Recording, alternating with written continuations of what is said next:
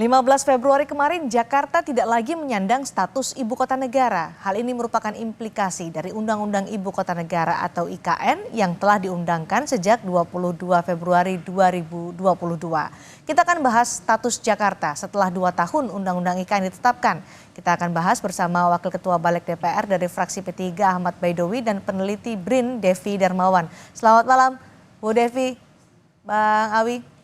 Selamat malam. Assalamualaikum, Mbak. Waalaikumsalam warahmatullahi wabarakatuh. Jadi ada banyak pasal yang dinilai kontroversial terkait dengan RUU DKJ nih, Bung Awi.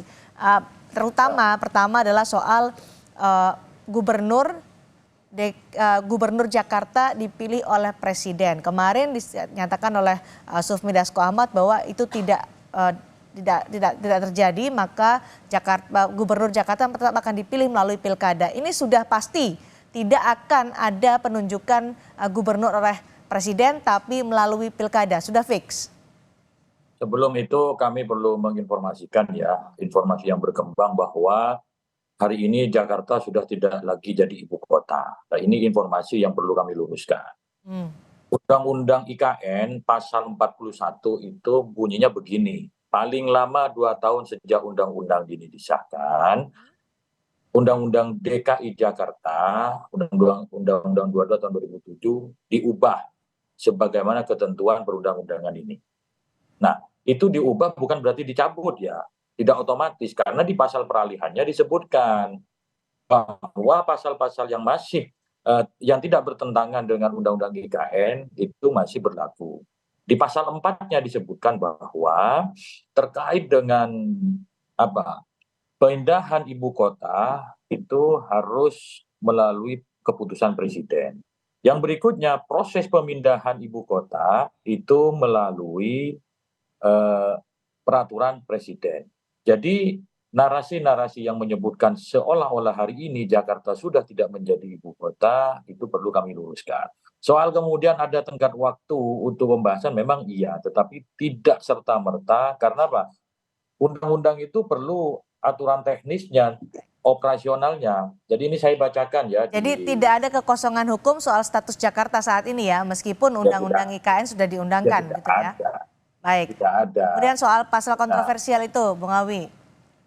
Nah, terkait dengan pasal 10, itu kan sebenarnya keputusan bersama menangkap aspirasi dari masyarakat waktu itu ketika ketika penyusunan RUU. Terus kemudian dalam penyusunan RUU itu kan selalu kita mengungkap ataupun menangkap perkembangan aspirasi publik, perkembangan zaman.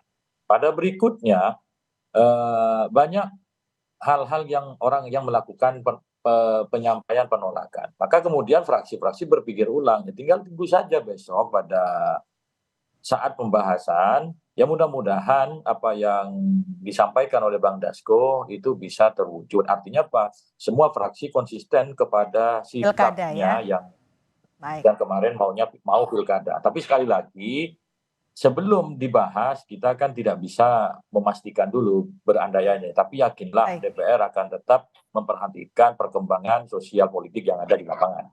Catatan dari BRIN, Bu Devi, terkait dengan RUU DKJ dan juga pasal-pasal kontroversialnya untuk memastikan bahwa Gubernur Jakarta akan tetap dipilih melalui pilkada, melalui proses demokrasi. Ya, baik. Terima kasih banyak Mbak Cindy. Sebenarnya saya juga senang mendengar kabar langsung ya dari Bang Awi selaku orang yang langsung in charge di dalam pembahasan RUU ini.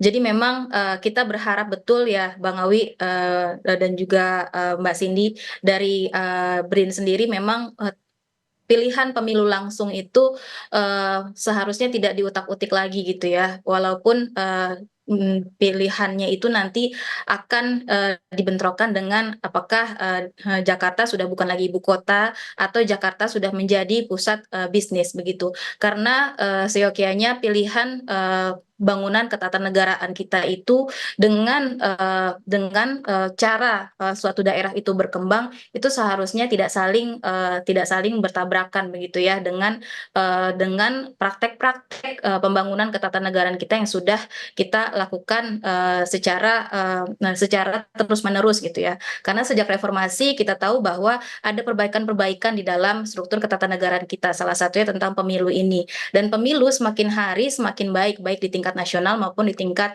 daerah. Meskipun kita sampai saat ini masih memiliki dua rejim ya, dua rejim pemilu. Yang satu seolah-olah pemilihan untuk tingkat daerah dan juga nasional untuk pemilihan umum. Namun meskipun demikian gitu ya, kami betul-betul berharap ketika pasal kontroversial yang menyatakan bahwa ke depan gubernur DKJ ini akan dipilih langsung gitu ya melalui penunjukan oleh presiden dan wakil presiden, ini tidak terjadi gitu. Karena kami mengkhawatirkan jika ini betul-betul terjadi, tentu ada banyak hal yang perlu diantisipasi. Pertama tentunya bagaimana dengan kondisi pemerintahan pasca diubahnya mekanisme pemilihan gubernur tersebut. Ada perubahan pola relasi tentunya antara gubernur dengan Nah, presiden, seperti itu Mbak. Bu Devi, maaf saya potong karena Ya, juga RUU DKJ mengatur soal aglomerasi ya. Ada ya. Dewan Aglomerasi yang kemudian akan dipimpin oleh wakil presiden. Dan saat Ya. ini DPR juga sedang mengejar RUU DKJ soal aglomerasi. Anda melihat ini terburu-buru atau ada catatan apa dari BRIN? Kalau masalah aglomerasi memang kami sepakat sampai saat itu ya Mbak, karena perubahan tentu harus diiringi dengan proses aglomerasi yang baiknya dipimpin langsung gitu ya oleh eksekutif. Namun demikian catatan kami adalah bagaimana upaya itu bisa dilakukan setelah nanti undang-undang ini disahkan dan pemerintahan baru terbentuk. Karena kan sampai saat ini Bang Awi masih menyatakan bahwa kita ini masih sedang masa peralihan gitu ya Bang. Jadi sebaiknya tidak terburu-buru, tidak tergesa-gesa, kita tuntaskan dulu pembentukan pemerintahan hasil pemilu 2024 ini secara baik gitu ya, apalagi kita masih punya agenda pilkada gitu. Jadi jangan sampai proses-proses yang sejatinya untuk pembangunan kita aturkan supaya bisa baik untuk membentuk suatu tatanan yang lebih baik dari sebelumnya, jadi malah carut marut lagi gitu ya, karena bisa saja ada intensi-intensi dari golongan-golongan tertentu dan kita tidak ingin gitu ya wacana lain dipelintir gitu ya oleh sebagian orang ketika kita mau membentuk sebuah daerah dengan tatanan ekonomi yang baru, kemudian tatanan politik yang melanjutkan dari sebelum-sebelumnya. Seperti itu Mbak. Sejauh mana pembahasan aglomerasi di RUU DKJ di DPR saat ini, Bung Awi? Ya belum, kan pembahasan belum dimulai. Ya. Jadi gini, urutannya itu biar tidak kita misleading terus ya. Kemarin Balik baru menerima penugasan dari Paripurna untuk membahas RUU DKJ. Nah, pembahasan RUU DKJ itu pertama kali dilakukan, yakni harus ada rapat kerja antara pemerintah bersama DPR. Itu dijadwalkan insya Allah minggu depan, kemungkinan tanggal 13. Nah, mulai tanggal 13 itulah pembahasan RUU DKJ ini resmi dimulai. Kalau hari ini ya kata Pak Prabowo baru omon-omon saja gitu. Dan soal aglomerasi di Jabodetabek juga menjadi perhatian publik. Apakah nanti juga akan membahas soal akan dipimpin oleh wakil presiden soal Dewan Aglomerasi ini Jabodetabek? Soal dipimpin oleh wakil presiden, apakah salah satu menteri itu kan nanti lihat dengan dinamika pembahasan ya.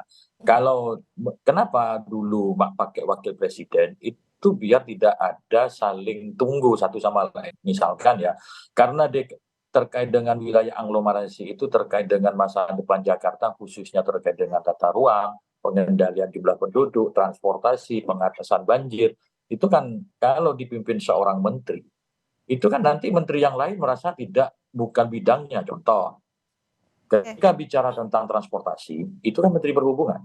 Baik. Ketika bicara tata ruang, Menteri PUPR. Ketika bicara tentang kependudukan, Menteri yang lain. Nah, kalau dipimpin oleh seorang wakil presiden, itu tidak akan debat, semuanya bisa dikoordinir dalam konteks menyelamatkan DKI dari persoalan yang selama ini terjadi. Pasal-pasal itu nanti akan menjadi perhatian publik dan akan diawasi nanti bagaimana pembahasan RUU DKJ di DPR. Terima kasih sekali lagi Bung Awi sudah bergabung dan Bu Devi sudah bergabung di Sapa Indonesia Malam. Selamat malam.